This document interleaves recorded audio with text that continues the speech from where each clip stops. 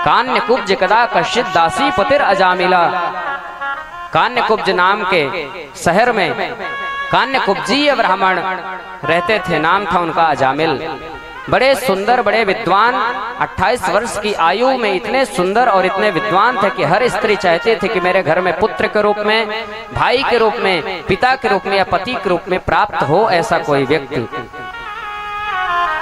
लेकिन मात्र उनको एक दृश्य देखने से और एक वाक्य सुनने से उनकी पूरी जिंदगी बर्बाद हो गई। एक दिन की बात है, यज्ञ के लिए समिधा लेने के लिए जंगल में गए। समिधा लेकर के आ रहे थे तो एक वैश्या एक पुरुष के साथ में गलत कर्मों में लिप्त थी और गलत शब्दों का प्रयोग कर रही थी। उन्होंने देखा तो पहले अपने आंखों को बंद कर लिया, लेकिन बाद में उनके मन में विचार है थोड़ा देख लूंगा तो क्या बिगड़ जाएगा, और देखने का प्रयास किए। धीरे धीरे करके उनका मन उसमें फंस गया, और जब फंस गया तो घर में समिधा को पटके और अपने घर से अपनी पत्नी के सारे जेवर गहने को लेकर के एक पोटली बनाए और उस वैश्या के दरवाजे में पहुंच गए। दरवाजा खटखटाए, वो वैश्या कहती है कि कौन? बोले दरवाजा खोलो। दरवाजा खोली तो डर गई वैश्या, बोली महाराज आप गलत रास्ते पर आ गए हैं, यह आपका रास्ता नहीं है। अजामिल बोले कि देवी गलत रास्ते पर नहीं आया हूं, मैं तो सही रास्ते पर आया हूं, मैं तुम्हारे साथ रहना चाहता हूं।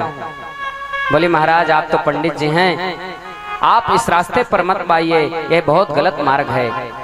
लेकिन कामांध व्यक्ति किसी के ज्ञान के सुनता नहीं, किसी के ज्ञान को लेता नहीं है, ग्रहण नहीं करता। जो कामांध व्यक्ति होता है, कल की कथा में आपने सुना कि किस प्रकार से माता अदिति कामांध होकर के महर्षि कश्यप के पास पहुंची। उन्होंने बार बार मना किया, कश्यप जैसे ऋषि ने मना किया तो नहीं मानी। इधर कामातुर अजामिल जी उसके पास पहुंचे तो वो कहती है कि महाराज आपके चोटी से मुझे डर लगता है। तुरंत लेकर के चोटी काट दिए। बोले महाराज जो आपके यह कंधे पर जनेऊ पड़ी है यह मुझे दुख देगा। तुरंत पकड़ करके एक ब्राह्मण होकर के जनेऊ को तोड़ करके फेंक दिया। ब्राह्मण का यदि कोई अस्त्र शस्त्र है तो जनेऊ है, यज्ञोपवीत है। जिस ब्राह्मण का यज्ञोपवीत शुद्ध रहता है उसे परमात्मा के वास्तविक में दर्शन होते हैं। जो त्रिकाल संध्या करने वाला है, सदैव शुद्ध जनेऊ को धारण करने वाला है, उसे इसी शरीर में ब्राह्मण को भगवान के दर्शन होते हैं। अजामिल अपने जनेऊ को तोड़ करके फेंक दिए। कामातुर होकर के उस वैश्या के संग में रहने लगे। धीरे धीरे इतना समय व्यतीत हुआ कि उनके 9 पुत्र जन्म ले लिए। एक दिन की बात है, कुछ संत महात्मा अयोध्या से वृंदावन जा रहे थे। भगवान के नामों का स्मरण करते हुए रात्रि हो गई। उसी नगर में पहुंचे जहां अजामिल रहते थे। पूछे किसी से कि भैया यहाँ कोई रहने का सुंदर स्थान है? मजाक कर दिए। वहां के लोगों ने बोला कि अजामिल जी का बहुत सुंदर घर है, बहुत धर्मात्मा जीव हैं वो, उनके यहाँ आप चले जाइए। साधु महात्मा बेचारे भोले भाले पहुंच गए अजामिल जी के घर में। अजामिल जी तो चोरी करने के लिए, डकैती करने के लिए कहीं गए थे। अजामिल जी तो मिले नहीं। अजामिल जी की पत्नी जो थी वो मिली। ब्राह्मणों को आता हुआ देख करके पहले से प्रणाम की और बोली कि महाराज आप यहाँ कहाँ आ रहे हैं? तो बहुत गलत रास्ते में आप आ गए हैं, किसने आपको भेज दिया? बोले देवी अब तो हम आ गए हैं, यहाँ से जाएंगे नहीं, रात्रि भर रुकना है, प्रातः काल चले जाएंगे। बोले ठीक है महाराज कोई बात नहीं, आप रुकिए। बोले मैं तो अपवित्र रहती हूँ सदैव, मैं आपको भोजन बना करके दे नहीं सकती। महात्माओं ने कहा मुझे कच्चा अन्न दे दो, हम स्वयं बना लेंगे। कच्चा अन्न दिए। ब्राह्मणों ने, संतों ने भोजन बनाया और भोजन बना करके पाने की जब बारी आई, लक्ष्मी नारायण भगवान के जयकार जय घोष करते हुए जब पाने लगे, इसके बाद में बचा हुआ जो भोजन था उस देवी को दे दिए, वैश्या को दे दिए। वैश्या ने भी उस भोग को ग्रहण किया तो उसकी जो मति थी शुद्ध हो गई। क्यों? क्योंकि जैसे खाएंगे हम अन्न वैसे होगा हमारा मन। हम जैसे अन्न को ग्रहण करते हैं वैसे ही हमारा मन बन जाता है। देवी ने उसको ग्रहण किया, उसके मन में निर्मल मति आ गई। विचार करने लगी कि मैं कितनी अभागन हूं, कितने पाप कर्म को किया मैंने, कितने घृणित कर्मों को किया, और ये साधु संतों को देखो कितने अच्छे भगवान के मार्ग पर चल रहे हैं। काश मेरा भी जीवन ऐसा होता। मन में प्रायश्चित करने लगी। इतने में ही अजामिल पहुंचे। ब्राह्मणों को देख करके आग बबूला हो गए, लेकिन अपने पत्नी से डरते थे। पत्नी ने बोला कि महाराज आप इन्हें कुछ नहीं बोलेंगे।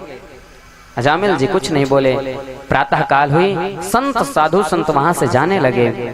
साधुओं ने कहा अजामिल आपके यहाँ हमने भोजन किया है तो भोजन की दक्षिणा होती है। वास्तविकता है किसी ब्राह्मण को आप अपने घर में भोजन करवाइए तो उसको दक्षिणा देनी चाहिए। यज्ञ सपत्नी दक्षिणा। यज्ञ दो प्रकार के होते हैं, एक यज्ञ अग्नि में होता है और एक यज्ञ ब्राह्मण के मुख में होता है। भगवान कहते हैं अग्नि से स्वाहा करोगे तो मैं तृप्त होऊंगा कि नहीं होऊंगा उतना मुझे पता नहीं, लेकिन जब ब्राह्मण के मुख से तुम स्वाहा करोगे तो ब्राह्मण जब भोजन करके तृप्त हो जाएगा, बोलेगा आहा आनंद आ गया, तो भगवान परमात्मा तृप्त हो जाते हैं। त्वयि तृप्तम जगत तृप्ते। परमात्मा जब तृप्त होते हैं तो पूरा संसार तृप्त हो जाता है। तो यज्ञ के बाद दक्षिणा का विधान है, दक्षिणा देना चाहिए। महाराज ब्राह्मणों ने जब कहा तो अजामिल जी जो थे क्रोध से आग बबूला, बोले महाराज नाथ हमारे यह सेवकाई देह नवासन वसन चुराई। हमारी यह सेवा मानिए आप संत महात्माओं कि आपके पास से हमने आपके दंड कमंडल को नहीं छुड़ा लिया मार पीट के। यह हमारी सबसे बड़ी सेवा समझिए। आप दक्षिणा की मांग मत करिए। अब कृपा पूर्वक यहाँ से जाइए, अन्यथा गड़बड़ी भी हो सकती है। लेकिन उनकी पत्नी ने कहा कि सुन तो लो महात्मा कह क्या रहे हैं। महात्माओं ने कहा कि मुझे कुछ द्रव्य नहीं चाहिए आपसे दक्षिणा में, मात्र हमें इतनी दक्षिणा दे दो कि आपका जो अब बेटा होने वाला है उसका नाम आप नारायण रखेंगे। अजामिल ने सोचा कोई बात नहीं है, हमसे कोई द्रव्य तो मांग नहीं रहे हैं, नाम रखना ही है तो यही नाम रख दूंगा, क्या जाता है मेरा।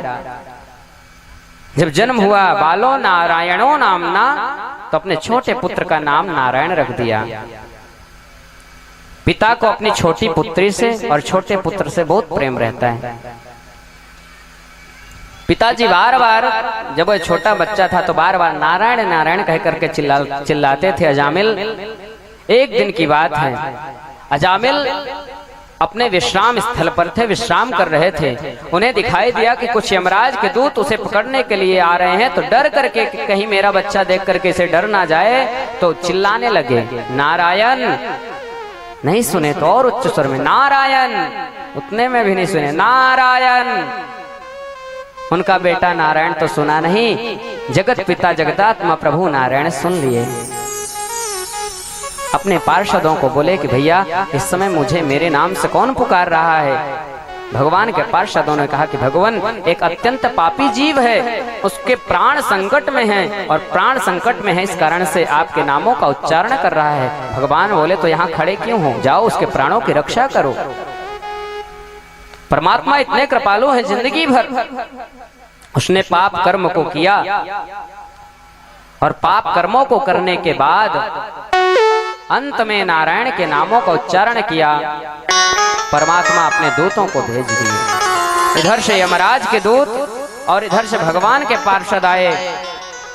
यमराज के दूत उसे मृत्यु पास में बांधने ही वाले थे कि भगवान के पार्षदों ने उन्हें डांट फटकार करके कहा अरे मूर्खों, तुम्हें इतना ज्ञान नहीं, तुम ले जाओगे किसे।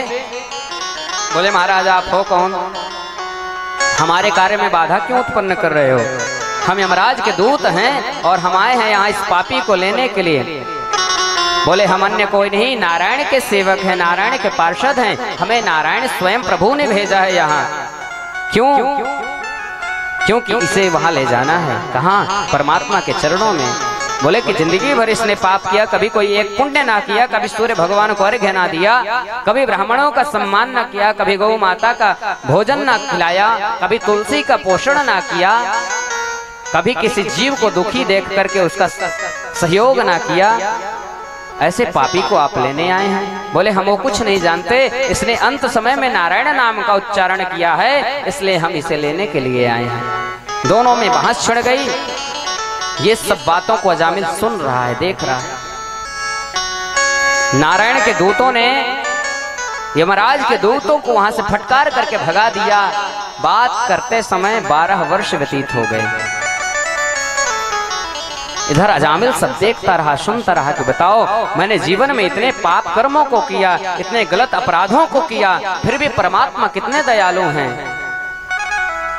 वास्तविकता है, कृपा की न होती जो आदत तुम्हारी, तो सोनी ही रहती अदालत तुम्हारी। परमात्मा इतने दयालु हैं। सोच लिए अजामिल ने मन में विचार किया कि मैंने जीवन भर पाप किया है, इन पापों को प्रायश्चित करूंगा। जिस अवस्था में था घर से निकला, चला गया गंगा जी में स्नान किया। पाप हम लोग 4 तरह के करते हैं, क्रिया से, मन से, वाणी से और कर्म से।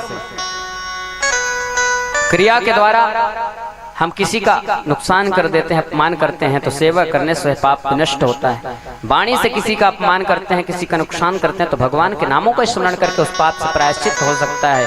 उसने प्रायश्चित करने के लिए हरिद्वार की शरण लिया और जाकर के 12 वर्षों में अपने जीवन को सुखमय बना लिया।